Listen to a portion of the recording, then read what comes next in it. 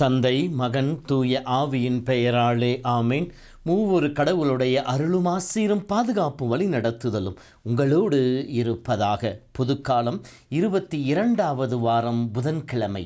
இயேசுவில் என் அன்பு சொந்தங்களே, இரக்கத்தின் ஆண்டவர் தன் அருளால் இந்த நாள் முழுவதும் உங்களை நிறைக்கவும், உங்கள் வாழ்வின் தேவையை சந்திக்க இறைவனுடைய ஆவியானவர் உங்களுக்கு துணை புரியவும், தாய் மரியின் பரிந்துரை உங்களுக்கு முழுமையாக கிட்டி உங்கள் வாழ்வின் நன்மைகள் சேரவும் நான் உங்கள் ஒவ்வொருவரையும் இயேசுவின் அற்புதமான அன்பின் நாமத்திலே வாழ்த்துகிறேன். உங்களுக்காக ஜெபிக்கின்றேன்.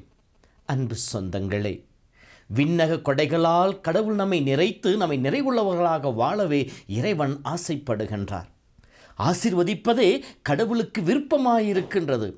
அவர் கொடுக்கின்ற ஆசீரும் அருள் வரங்களையும் நாம் முழுமையாக பெற்றுக்கொள்ள வேண்டுமெனில் நம்மிடம் காணப்பட வேண்டிய குணாதிசயங்கள் என்ன என்பதை இன்றைய முதல் வாசகமும், ஆண்டவருடைய குணப்படுத்தும் வல்லமை நாம் பெற்றுக்கொண்டு நம் வாழ்வில் விடுதலை பெற்றவர்களாக இருப்பதற்கு செய்ய வேண்டியவை என்ன என்பதை பற்றி இன்றைய நற்செய்தியும் நமக்கு சொல்லி காட்டுகின்றன. இன்றைய முதல் வாசகத்தை பார்க்கின்ற பொழுது விண்ணக நன்மைகளால் மக்கள் நிறைக்கப்பட தேவையான 2 அத்தியாவசியமான குணங்களை பற்றி பேசுகின்றது. ஒன்றாவதாக, இயேசுவின் மீது கொண்டுள்ள நம்பிக்கை. எபிரேயர் புத்தகத்தில் படிக்கிற பொழுது நம்பிக்கையினாலன்றி எவரும் கடவுளுக்கு உகந்தவராய் இருக்க முடியாது என்று சொல்லப்படுகின்றது.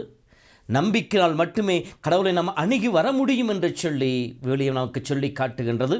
யோவான் புத்தகம் 11 படிக்கிற பொழுது நம்பினால் மகத்துவமான காரியங்களை காண்பாய் என்று சொல்லப்படுகின்றது. இயேசு கிறிஸ்து மீது நம்பிக்கை கொண்டு கடவுளுடைய பிள்ளைகளாகும் பேற்றினை வெற்றுக்கொள்கிறோம் என்று சொல்லி யோவான் நமக்கு அறிவுரை வழங்குகின்றார். நீ நம்பினால் மகத்துவமான காரியங்களை காண்பாய் என்று சொன்ன இயேசு, இதை என்னால் செய்ய முடியும் என்று சொல்லி நம்புகின்றாய் என்று சொல்லி கேட்கின்ற பொழுது நம்புகின்றேன் என்று சொன்ன ஒவ்வொருவரும் இயேசுனுடைய விடுதலை சுகப்படுத்தும் வல்லமையை பெற்றுக்கொண்டார்களாக. இயேசுவின் மீது கொண்டுள்ள நம்பிக்கை நமக்கு விண்ணக ஆசிரியம், விண்ணக கொடைகளையும் விண்ணக நன்மையும் நமக்கு பெற்றுக் கொடுக்கக்கூடியதாக அமைந்து விடுகின்றது. இரண்டாவதாக, ஒருவர் ஒருவரிடம் செலுத்தும் அன்பும் மரியாதையும். நாம் பிறர் மீது வைத்திருக்கின்ற அன்பு, நீ உன்னை நேசிப்பதை போல உன் அயலாரையும் நேசி என்று சொல்லி 2வது கட்டளையாக இயேசு நமக்கு கொடுத்திருக்கிறார். அப்படி என்றால் பிறரை அன்பு செய்வது விண்ணக கொடைகளை நமக்கு பெற்றுக் கொடுக்கக்கூடியதாக இருக்கின்றது. விலியத்திலே படிக்கின்ற பொழுது, ஏழைக்கு உதவுகின்றவன் கடவுளுக்கு கடன் கொடுக்கின்றான், கடவுள் அவனுக்கு தக்க சமயத்திலே கைமாறு கொடுப்பார் என்று சொல்லப்படுகின்றது. தோபித்தன் மகனுக்கு அறிவுரை சொல்லுகின்ற பொழுது, யாராவது உன்னிடம் யாசிக்கின்ற பொழுது இல்லை என்று சொல்லிவிடாதே, அவர்கள் கடவுளுக்கு முன்னால் நின்று அவர்கள் முறையிடுகின்ற பொழுது கடவுளுடைய கோபம் உண்மையில் வந்து விழும் என்று சொல்லப்படுகிறது. பிறர் அன்பு. மத்திய 25 படிக்கின்ற பொழுது தனித்தீர்வு பற்றி அந்த ஊமையிலேயே சொல்வது என்ன? எதை அடிப்படையாக கொண்டு மனிதன் தீர்ப்பிடப்படுகின்றான்? அன்பு செயல்கள் வழியாக, பிறரன்பு செயல்கள் வழியாக அவன் தீர்ப்பிடப்படுகின்றான். அங்கே பிறரன்பு குறைகின்ற பொழுது விண்ணக வாழ்வு அவனுக்கு அடைக்கப்படுவதாக சொல்லப்பட்டிருக்கின்றது.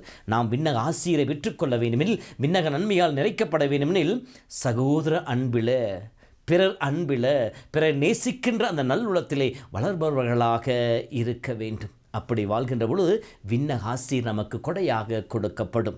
இந்த விண்ணக ஆசீரை நம் மன்னகத்திலே பெற்று வாழ்வதற்கு இந்த வழிமுறைகள் இருக்கின்ற பொழுது ஒவ்வொரு நாளும் இயேசு தருகின்ற சுகம் கொடுக்கின்ற விடுதலையை பெற வேண்டுமெனில் 2 காரியங்கள் செய்ய வேண்டும். ஒன்று, இயேசுவை நம் அருகிலே வர அனுமதிக்க வேண்டும். இந்த நற்செய்தியிலே பேதுருடைய மாமியார் சுகமில்லாமல் இருப்பதாக சொல்லப்படுகிற பொழுது அவர் அருகிலே சென்ற இயேசு அவர் கையை பிடித்து தூக்கி சுகப்படுது என்று சொல்லப்படுகின்றது.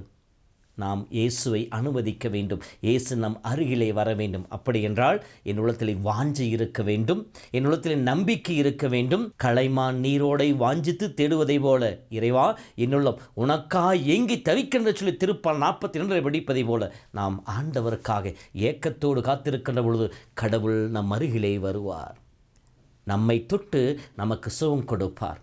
இரண்டாவது, நாம் இயேசுவின் அருகிலே வர வேண்டும். அதைத்தான் அந்த ஊர் மக்கள் செய்தார்கள். இயேசு இருப்பதை கேள்விப்பட்டவுடன் அவர் அருகிலே நோய்வாய்ப்பட்ட அனைவரையும் கொண்டு வந்து சேர்த்தார்கள்.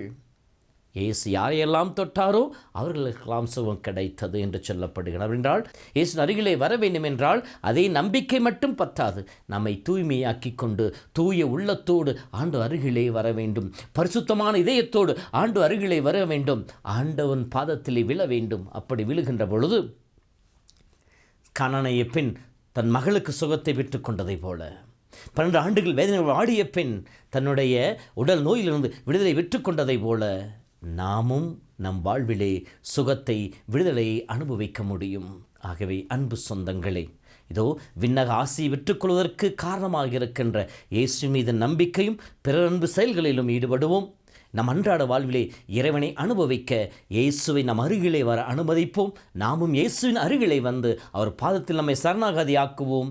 ஒவ்வொரு நாளும் விடுதலை வாழ்வை, விண்ணக நன்மைகளை பெற்று மகிழ்ந்திருப்போம். கடவுள் நம் ஒவ்வொருவரையும் ஆசீர்வதிப்பாராக. ஆண்டவர் உங்களோடு இருப்பாராக. எல்லாம் வல்ல இறைவன் தந்தை, மகன், தூய ஆவி உங்களையும் உங்கள் குடும்பத்தையும் நிறைவாய் ஆசீர்வதிப்பாராக. ஆமேன். நம்பிக்கை இழக்காதே மனமே, நம்பிக்கை இழக்காதே, நம்பிக்கை இழக்காதே மனமே, நம்பிக்கை இழக்காதே. இயேசுவில் நம்பிக்கை வைத்திடு, என்றுமே கலங்காதே, நீயும் என்றுமே கலங்காதே.